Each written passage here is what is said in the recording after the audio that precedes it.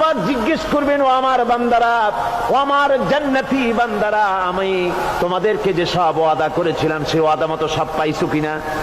আমি ওয়াদা করেছিলাম আমার জন্য রাত জেগে যদি তাহাজ্জুদের নামাজ পড়ো, নামাজ রোজা হজ যাকাত যদি করো, আমার দিন কায়েমের জন্য যদি আন্দোলন করো, রক্ত যাও, আমার জন্য যদি কষ্ট করো, শহীদ হও, তাহলে আমি তোমাদেরকে জান্নাত দেব। যত ওয়াদা করছিলাম তা পেয়েছো কিনা?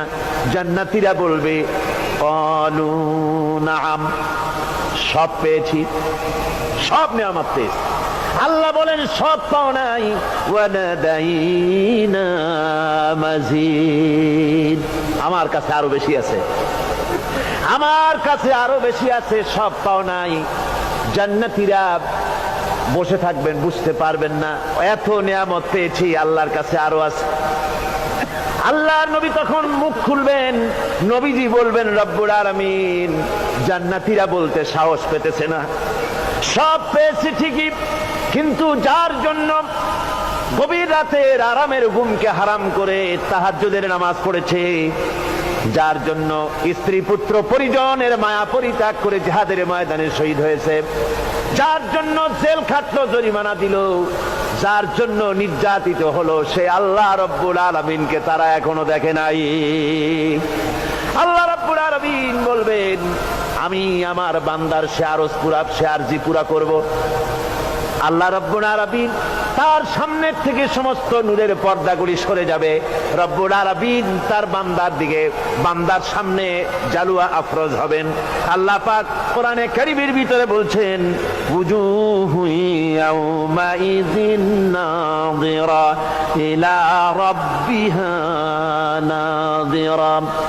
বান্দা, আল্লাহ পাক বান্দার দিকে তাকিয়ে থাকবেন, আর সমস্ত বান্দারা আল্লাহ রাব্বুল আলামিনের দিকে তাকিয়ে থাকবে। এই অবস্থায় কত কাল চলে যাবে কেউ টের পাবে না। রব্বুল আলামিন জান্নাতের ভিতরে তোমার জান্নাতীরা যেদিন তোমাকে দেখবে, ওই দিন আমাদেরকেও জান্নাতে একটু জায়গা করে দিও আল্লাহ। আমরা যেন ওই জান্নাতের ভেতরে বসার জায়গা যদি না পাই, আমরা গুনাহগার মানুষ, জান্নাতের কোনো একটু জায়গায় ঠাই করে দিও যেন তোমারে দেখতে পাই। আয় আল্লাহ, তোমাকে দেখার তৌফিক আমাদের দিও, ধরে বলেন আমিন। হযরতে মাহবুবে রব্বানী কুতুবে সুবহানী শেখ মহিউদ্দিন আব্দুল কাদের জিলানী রাহমাতুল্লাহ আলাইহি, তিনি বলেছেন, মুনাজাত করতে গিয়ে আবেগে বলেছেন, রব্বুল আলামিন, আমি যদি, তুমি যদি দয়া করে আমাকে জান্নাত দাও, আর তোমাকে যদি আমি না পাই, তুমি যদি আমার সঙ্গে দেখা না করো, আমারে যদি কথা না বলো, তাহলে এই জান্নাত আমার কোনো লাভ নাই।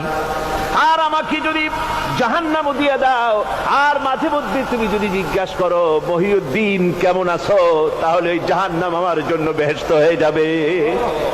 আয় আল্লাহ, আমি শুধু তোমারই চাই, শুধু তোমারে দেখতে চাই। আল্লাহ রাব্বুল আলামিনকে যেন আমরা দেখতে পারি, আল্লাহর সঙ্গে যেন দেখা করতে পারি।